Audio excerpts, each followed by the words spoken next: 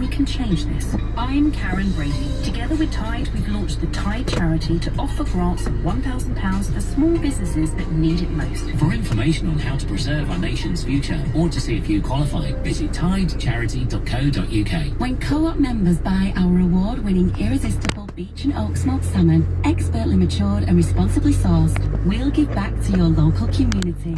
We can all do our bit this Christmas. Co-op is what we do. 2p for every pound spent goes to communities. T's and C's apply. Visit coop.co.uk/membership. This is the sound of business owners bossing.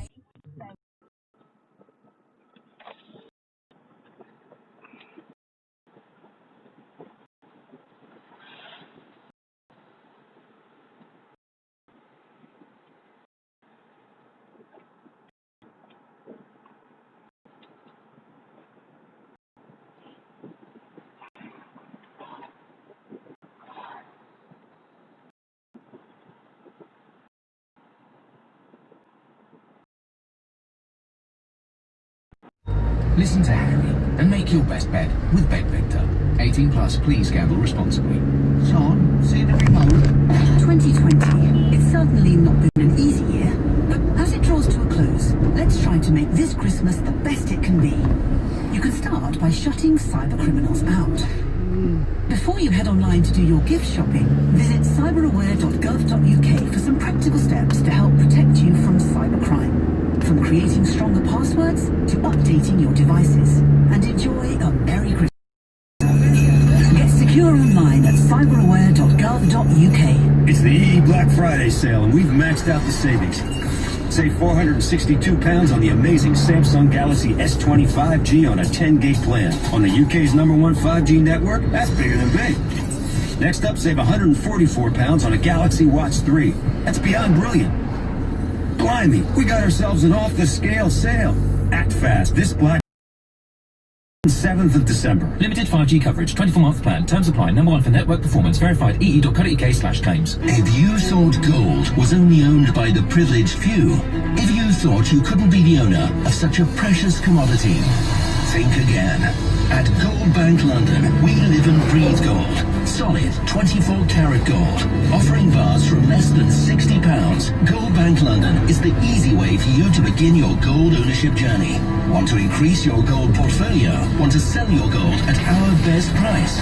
Visit gold-bank.co.uk now. James O'Brien on LBC. Call 0345 6060 973.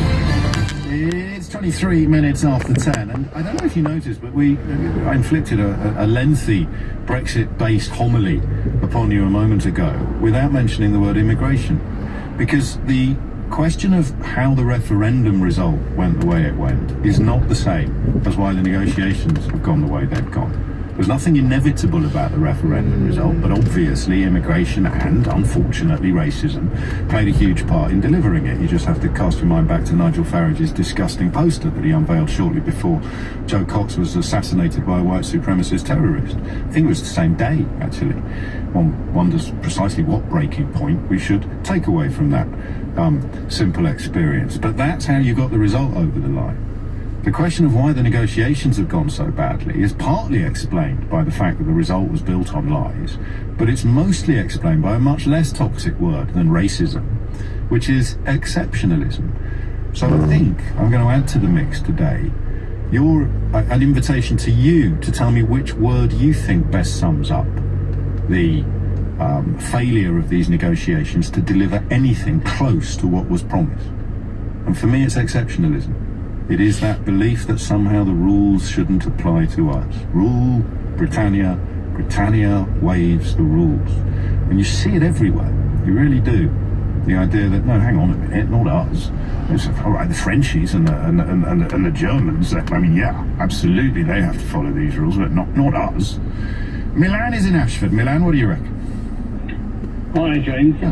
I think from my interactions with those who voted leave, and especially in the last year or two, especially this process, what's become clear is the Brexit process hasn't been about law, details and economics. It's been about politics and to some extent chess beating. And some people want to take the UK back to Elizabethan times or 1970s times where they thought things were a lot better.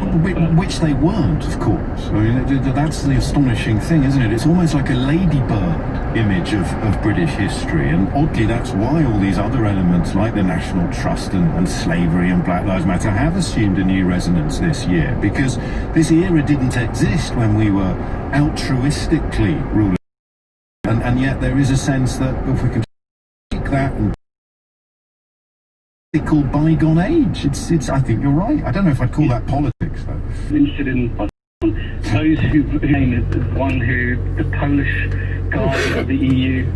Daniel Kaczynski. Yeah, well, can we? No, the person who said that have an actual plan to leave the EU, and right. He's totally right. It's probably Radek Sikorski, was it, or someone like that? I'm not sure. Anyway, it doesn't matter. You're right. There was the people who pointed out there was no plan were condescending, sneering public school educated Ramonas, of course.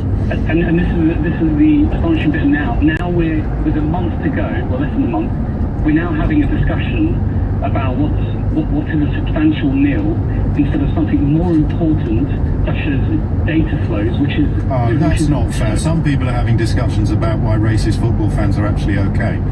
But rather make a serious point, data flows are critical. We need a data adequacy decision by the EU Commission, but that's not on the conscious of that. That's too detailed. That's about law, and that doesn't go into. But in a way, and you lead us into a very specific area. I'm going to lead you back to broader brushstrokes. Okay. In a way, the absence of a plan was the victory, because the minute there was a plan, you could see it for good or for ill. You could see its flaws and its features, its successes and its failures. The minute it was written down, you could have a proper look at it and work out whether or not that was likely to be an improvement upon what we already had. And that's why nothing ever got written down, because the minute you write it down, you fall apart. But that's, so you're discussing, you're going back further than me. I'm really focusing on this week. Why are we in such a mess now?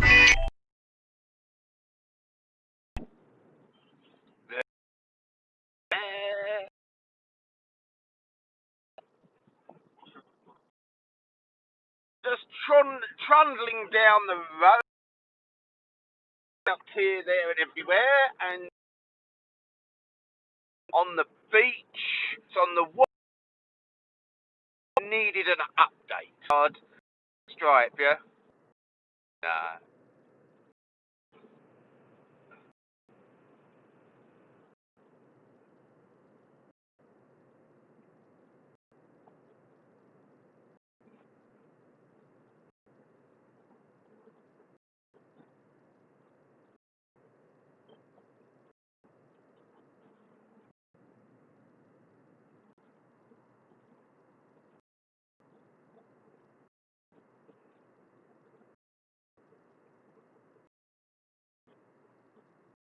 Yeah.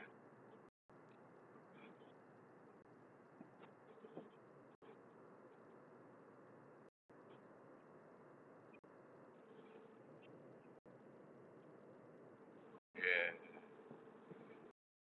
Yeah. Ah, well, it doesn't really matter, mate. But do be careful, because you know you'll be in an ever-fishing pool for.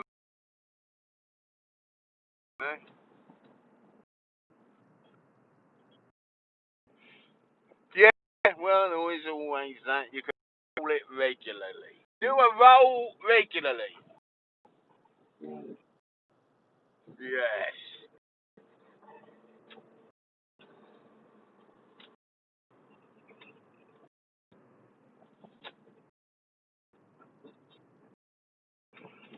Yeah.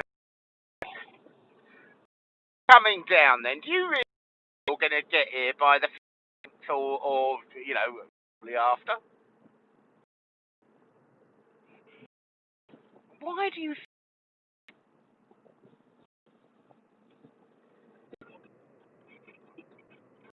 Uh-huh. Okay.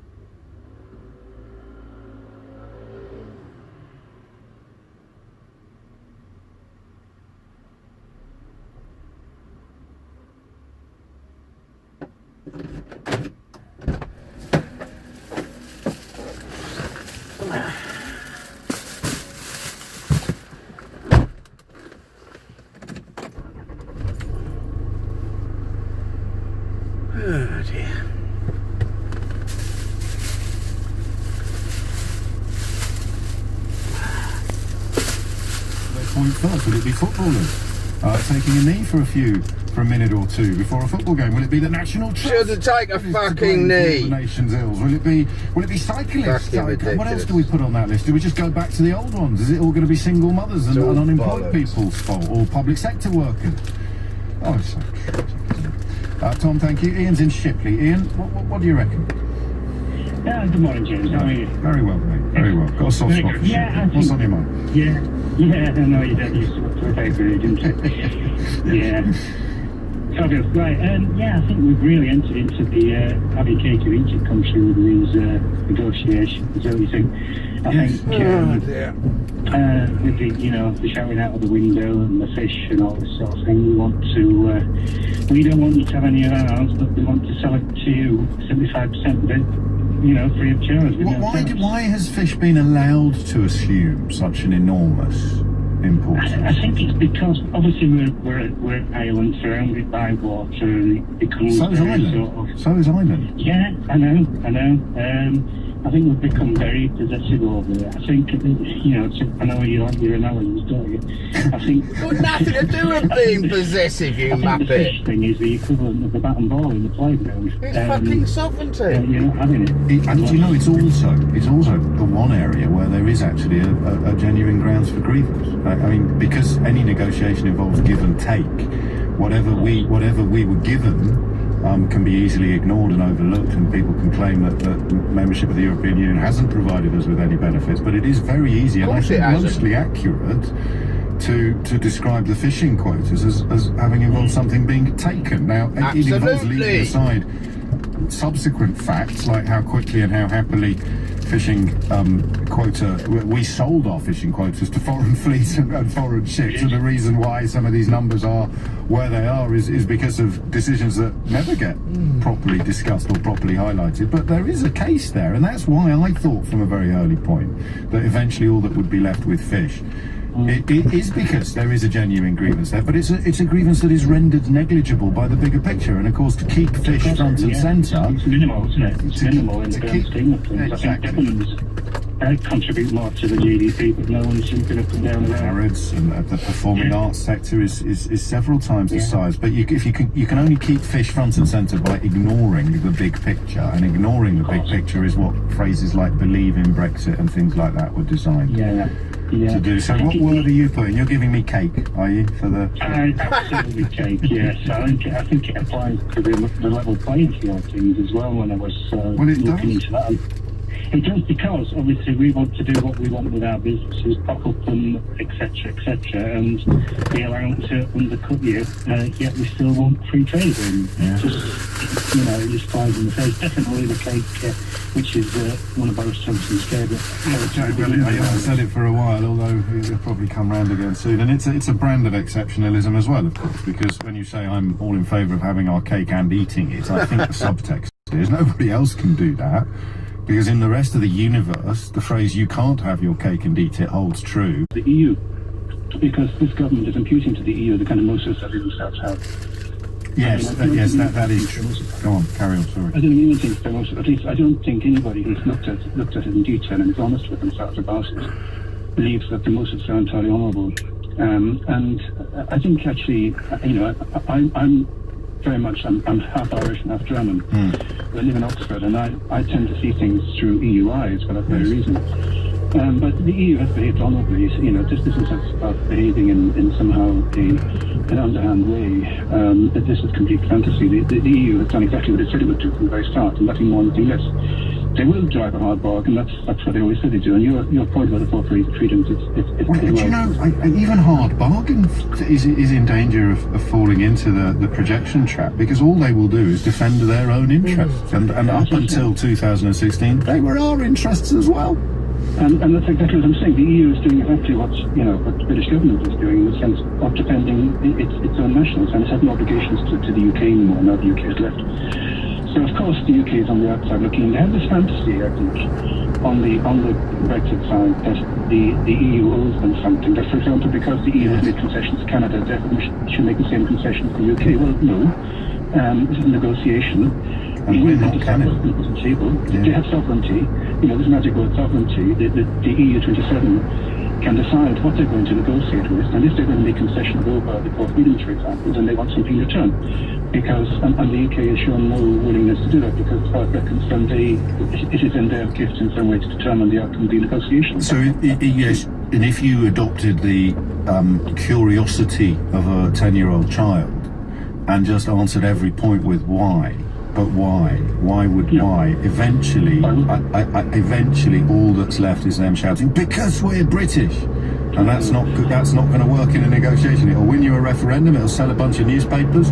It'll put bums on seats on a tour of provincial theatres, but it will not butter any parsnips whatsoever in negotiations. Because we're British. Can I mention Theresa Villiers? Please. Well, yeah, all right. Please is a bit strong. Yes. She talked about essentially if the UK concedes, then it's not a Brexit deal worth having. Well, I agree entirely with her about that. You know, I mean, Tony Blair said Brexit was always only ever going to be pointless or painful. I think I'd go further. I think it's both pointless and painful. And so Theresa Villiers is saying that there's no, you know, it's not a Brexit worth having. No Brexit is worth having. No. You know, well, that's the elephant in the room for people like that. Although I don't think she realises that yet. Do you? No, but she. I mean, so many Tories have said this, that, you know, unless it's the kind of Brexit that they fantasised about, then it hasn't been delivered properly. Well, as I said at the beginning, that's not really what was on the ballot paper. No, and the Brexit they fantasised about is a Brexit built on the exceptionalism. So exceptionalism plus projection equals chaos. On exceptionalism, and the Daily Mail in their campaign over for British expats, I mean, as I think you pointed out yourself, the only country in the world whose citizens are called expats, the UK. Everybody else's citizens are called immigrants, including me, I can say. They've been campaigning on the basis that... Well, that is it. Actually, I hadn't thought of it like that. It's a distillation of exceptionalism, isn't it? To think that when we go and live in other countries, we're doing them a favour. And when people come and live here, we're doing them a favour as well. And good grief, even after all these years, Peter, somebody like you holding my hand, I can make new breakthroughs of understanding about our curious national malaise. Many thanks indeed. It's 11:15. Couple of phone lines free, 0345 6060973. If you did vote for it, what did you think was going to happen? Because there are plenty of perfectly nice and good and plausible reasons things would happen. They're not going to happen. So do take a moment if you can. What did you think was going to happen? And why do you think it hasn't? 0345 6060973. LBC. Right now at your local co-op, get 2 packs of our irresistible hand-cut crisps for just £2. With flavours like pigs in blankets, they're perfect for watching a Christmas film. Trying to watch a Christmas film. Co-op is what we do. Subject to availability, see participating stores for details. Offer ends 29th of December 2020. It's the EE Black Friday sale, and we've maxed out the savings. Save £462 on the amazing Samsung Galaxy S25G on a 10-gig plan. On the UK's #1 5G network, that's bigger than big. Next up, save £144 on a Galaxy Watch 3. That's beyond brilliant. Blimey, we got ourselves an off-the-scale sale. Act fast. This Black Friday, our offers end 7th of December. Limited 5G coverage, 24-month plan, terms apply, #1 for network performance, verified ee.co.uk/claims. I'm Jo Brand. As a crisis supporter, I've learned that Christmas is one of the hardest times to be homeless. And this year, things are even tougher. This Christmas, you can give someone who's homeless the support they need. Crisis are providing food, advice, and access to a place to stay, plus long-term help. Please donate today and give someone a Crisis Christmas for £28.22. Go to crisis.org.uk. Thank you. Heroes. They're the ones we look up to, but sometimes down at. If they're under your sink mending a broken pipe. From plumbing to plastering, heating to electrics. At Local Heroes, every job completed by an expert tradesperson comes with a 12-month British Gas guarantee when you pay online. So if it needs fixing, there's a local hero for that. To get a quote, search Local Heroes. Terms and conditions apply. At Morrison's this Christmas, our British beef roasting joint from our batches is $4.99 a kilo, and our fresh whole salmon from our fishmongers is also $4.99 a kilo. Morrison's, making Christmas special. Majority of stores subject to availability. Online varies. Beef is vacuum packed. 2020. It's certainly not been an easy year, but as it draws to a close, let's try to make this Christmas the best it can be. You can start by shutting cyber criminals out. Before you head online to do your gift shopping, visit cyberaware.gov.uk for some practical steps to help protect you from cybercrime. From creating stronger passwords to updating your devices. And enjoy a Merry Christmas. Get secure online at cyberaware.gov.uk. Click, check, find out fast. Get a credit limit of up to £1,500 when you need it. Check if you're eligible at ocean.co.uk without it affecting your credit score.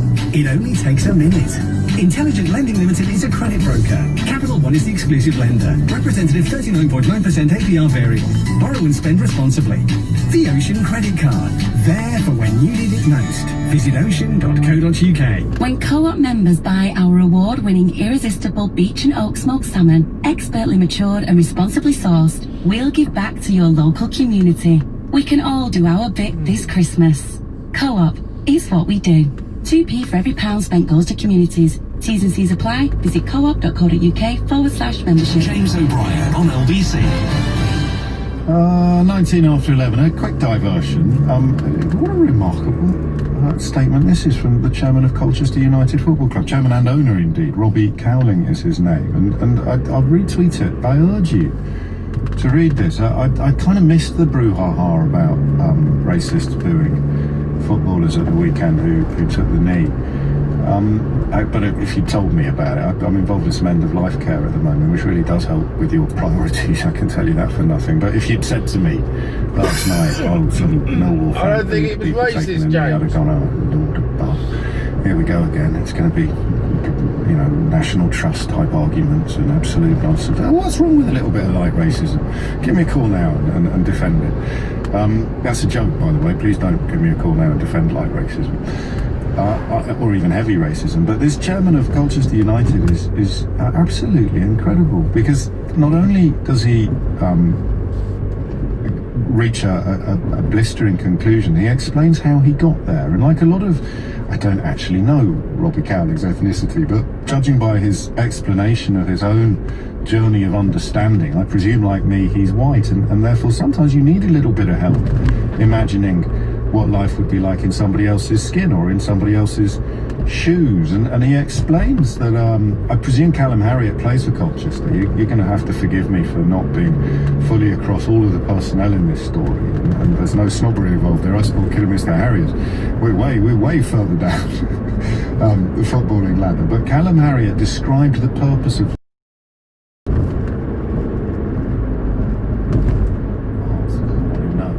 if you're not interested and you're looking for an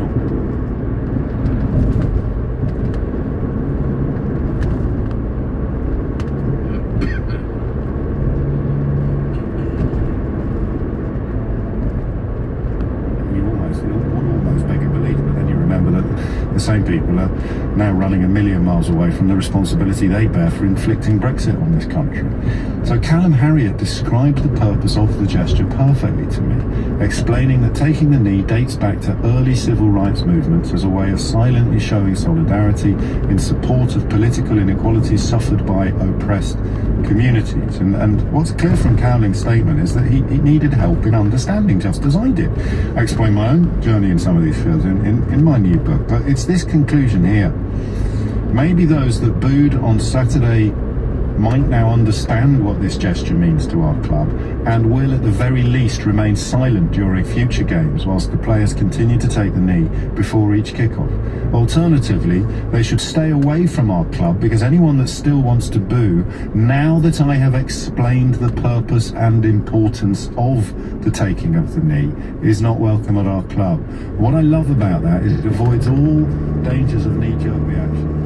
So you may well have thought that what you were doing when you booed football players at the weekend was oppression of minorities. Then now you know better. So now it's on you see. That's why I love that statement from Robbie Cowling of Colchester United so much.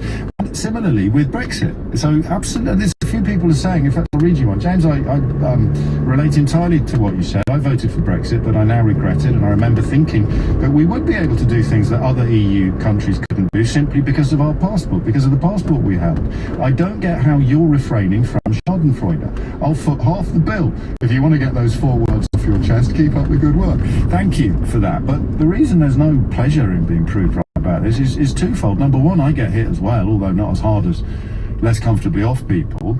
And number two, I genuinely believe that people shouldn't be hauled over the coals for being misled. I know not everyone agrees with me on this, that the old contempt for the con men, compassion for the con line. But that's what Robbie Cowling has done there. He said, look, if you weren't aware of X, Y, and Z, then what you did on Saturday was understandable, even perhaps excusable. So I will now make you aware of the facts, and if you still cling to the hate-filled response, now that you know it is hate-filled, then I've got a problem with you and you're not welcome at my football club anymore. And that's why, to answer your question, there's no Schadenfreude, there's no pleasure in misfortune on my part, because most people that voted for it believed things that weren't true or were not aware of things that are true.